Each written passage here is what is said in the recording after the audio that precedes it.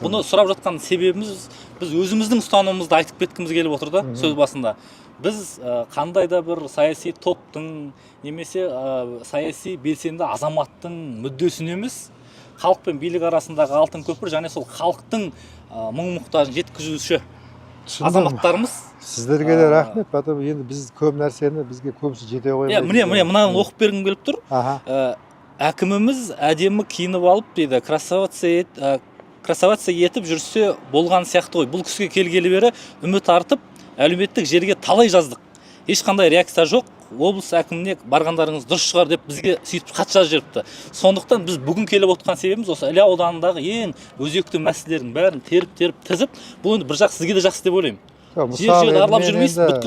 Былай қарап отырсаң, мен келгелі бері көп нәрсе шешімін тапты деп ойлаймын. Енді ол каждый халықтың аузына қақпақ бола алмайсың ғой. Неге десең,